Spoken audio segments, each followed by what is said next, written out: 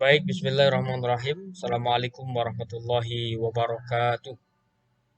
Alhamdulillah, wassalatu wassalam ala rasulillah, wala haula wala quwata illa billah. Baik, pada pertemuan kali ini saya akan menyampaikan materi tentang fikih, subtema terkait dengan fikih dan perkembangannya.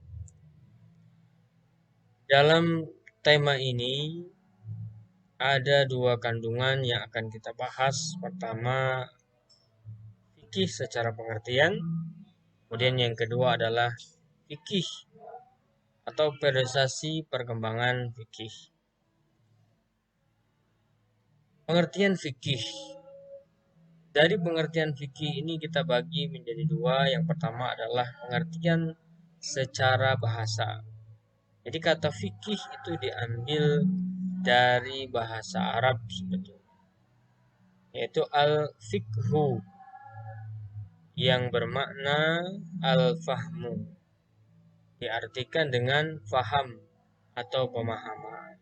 Jadi fikih artinya paham atau pemahaman.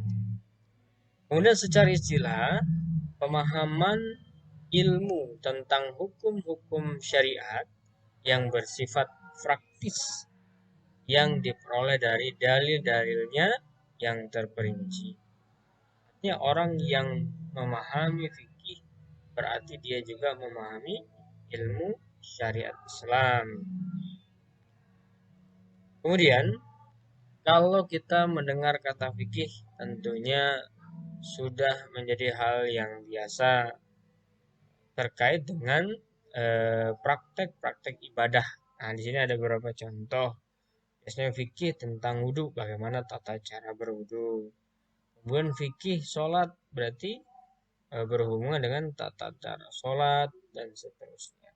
Kemudian fikih zakat, bagaimana ketentuan zakat, dan selanjutnya adalah fikih tentang haji, bagaimana tata cara pelaksanaan haji. Nah, ini sangat erat dengan kita. Kalau kita mendengar kata fikih, tentunya berhubungan dengan ibadah-ibadah keseharian kita. Artinya bukan hal yang asing lagi. Oke, jadi yang menjadi titik fokus adalah sebetulnya bagaimana sejarah perkembangan ilmu fikih. Maka dalam hal ini penjelasan tentang sejarah perkembangan ilmu fikih kita bagi menjadi beberapa bagian. Yang pertama adalah eh, periode Nabi Muhammad SAW yang terbagi menjadi dua, yaitu periode Mekah dan Madinah. Kemudian periode sahabat, kemudian dilanjutkan lagi periode tadwin, dan terakhir adalah periode taklid. Nah, ini 4 bagian. Yang pertama tadi adalah periode Nabi Muhammad SAW. Kemudian dilanjutkan perkembangan fikihnya atau ilmu fikihnya oleh para sahabat, mulai dari Khulafaur Rasyidin. Kemudian dilanjutkan periode tadwin, dan terakhir adalah periode taklid. Baik, selanjutnya penjelasan secara terinci bagaimana penerapan periode Rasulullah Shallallahu Alaihi Wasallam. Dalam penerapan periode Nabi Shallallahu Alaihi Wasallam, di sini ada dua bagian. Yang pertama adalah periode Mekah.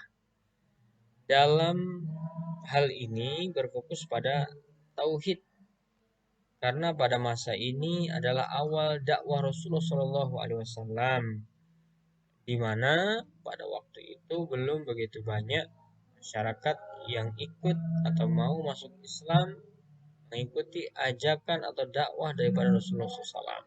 Bahkan banyak yang melakukan penolakan-penolakan terhadap Nabi, bahkan sampai dengan kekerasan. Maka periode Mekah ini berfokus kepada ajaran tauhid yang dikenal atau proses awal daripada dakwah Rasulullah SAW dalam menyebarkan Islam pada saat itu. Nah, kemudian yang kedua adalah pada Madinah. Masa Nabi setelah hijrah ke Madinah, kurang lebih 10 tahun di Madinah ini. Kemudian Nabi berdakwah di Madinah. Dalam masa ini Islam mulai berkembang dengan pesat, dan banyak yang memeluk Islam dan terus bertambah. Dari sinilah Nabi Muhammad SAW membentuk masyarakat Islam yang berkedaulatan. Oleh karena itu timbullah keperluan, kemudian mengadakan pengajaran-pengajaran tentang syariat dan peraturan-peraturan yang ditetapkan oleh Islam. Ini awal mula perkembangan ilmu fikih di Madinah yang diawali oleh Rasulullah Shallallahu Alaihi Wasallam. Kemudian muncullah ilmu yang terkait dengan syariat dan pelaksanaan ibadah-ibadah serta perkembangan ilmu fikih. Artinya pada masa Rasulullah Shallallahu Alaihi Wasallam ini fikih masih merujuk langsung kepada Rasulullah Shallallahu Alaihi Wasallam atas bimbingan wahyu dari Allah Subhanahu Wa Taala.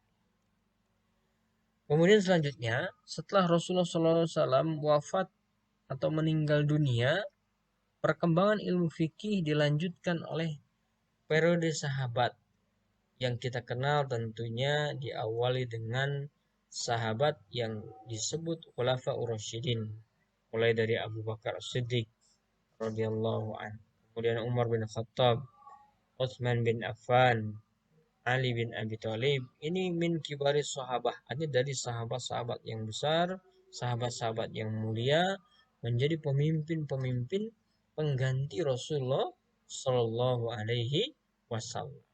Nah, fikih berkembang dimulai dari masa Khulafaur Rasyidin ini. Pada masa ini Islam sudah sangat meluas sehingga muncul banyak permasalahan-permasalahan dan masalah itu tidak tertuang dalam nas Al-Quran ataupun hadis.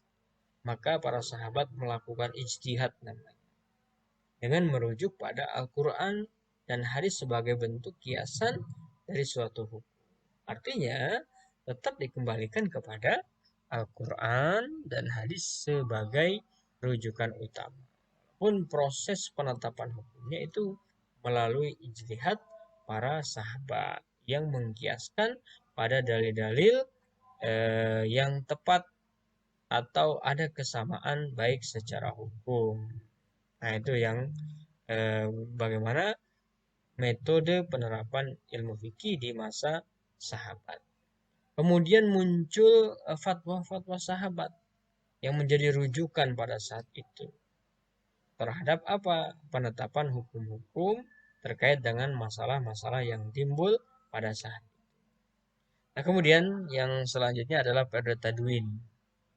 Nah, pada periode ini dimulai dari Daulah Umayyah, kemudian dilanjutkan Daulah Abbasiyah, atau yang dikenal juga dengan istilah dinasti Umayyah dan dinasti Abbasiyah, yang hal ini sebetulnya luar biasa, membangun peradaban Islam yang cukup panjang. Artinya Islam pada saat itu betul-betul berkembang dan sangat maju, serta ilmu pengetahuan itu sangat diagung-agungkan atau dihargai, sehingga mulailah dari sini muncul atau mulai dibukukannya ilmu-ilmu fikih, sehingga juga pembukuan tentang fatwa-fatwa sahabat sebagai rujukan. Kemudian di sini juga mulai lahir disiplin ilmu, ya, seperti ilmu fikih itu sendiri, kemudian usul fikih, tafsir dan lain sebagainya. Artinya di bidang ilmu, baik di bidang disiplin ilmu yang bermacam-macam, sehingga masa ini juga disebut dengan sebagai masa keemasan. Kenapa? Karena bermunculan ilmu pengetahuan yang berpengaruh sampai dengan saat ini. Nah, kemudian masa ini juga berpengaruh pada apa? Perkembangan ilmu keagamaan yang melahirkan para ulama. Seperti ulama mazhab yang kita kenal, ada 4 ulama mazhab yang sangat terkenal dan masyhur di kalangan ulama fikih khususnya. Yang pertama adalah Imam Abu Hanifah atau yang disebut dengan mazhabnya Hanafi. Kemudian Imam Malik atau yang disebut mazhabnya adalah Maliki. Kemudian yang ketiga adalah Imam Syafi'i yang disebut dengan mazhab Syafi'i, dan terakhir adalah Imam Ahmad bin Hambal yang disebut dengan mazhab Hambali. Nah, sebetulnya runtutan-runtutan ini, para ulama-ulama ini masing-masing memiliki periode masing-masing. Artinya sangat berjauhan ya, antara satu ulama dengan ulama yang lain, dan sangat keterkaitan erat hubungan antara guru dan murid. Seperti Imam Malik gurunya Imam Syafi'i, Imam Syafi'i gurunya Imam Ahmad, dan seterusnya. Nah, ini menunjukkan bahwa ilmu itu berkesinambungan dari guru diajarkan kepada murid, atau murid juga tentu ada guru yang mengajarkan. Nah, selanjutnya yang terakhir adalah periode taklid. Nah, sejak berakhirnya Daulah Abbasiyah, Islam mulai mengalami kemunduran dan mulai menganut faham taklid, bahkan sampai kepada taklid buta. Nah, ada beberapa asbab kenapa pada masa ini Islam mengalami penurunan. Yang pertama adalah menurunnya semangat para ulama untuk berijtihad. Kemudian yang kedua adalah keterbelengguan akal pikiran karena keterbatasannya berpikir. Kemudian yang ketiga adalah hilangnya percaya diri para ulama pada saat itu untuk melakukan ijtihad. Kemudian yang keempat adalah hilangnya kecerdasan individu dan merajalelanya hidup materialistik, sehingga mulailah penurunan semangat daripada para ulama untuk melakukan ijtihad. Nah, kemudian yang terakhir adalah sebagai kesimpulan bahwa dari beberapa uraian di atas dapat simpulkan bahwa sejarah perkembangan ilmu fikih tidak terlepas dari sumber-sumber hukum utama, yaitu sumber hukum Al-Quran dan hadis, kemudian dikembangkan kepada ijma para ulama dengan metode pengkiasan, sehingga pada intinya adalah sumber hukum utama adalah Al-Quran dan hadis dengan pengembangan para ulama dengan hasil daripada ijma'nya dengan metode pengkiasan kepada analogi-analogi dalil-dalil yang sesuai dengan dalil-dalil hukum dan menyesuaikan dengan kondisi masing-masing. Mungkin itu saja penyampaian yang bisa saya sampaikan, dengan harapan ada manfaat dan bisa dipahami bersama. Sekedar pembahasan yang sederhana, mudah-mudahan sekali lagi bermanfaat. Saya akhiri.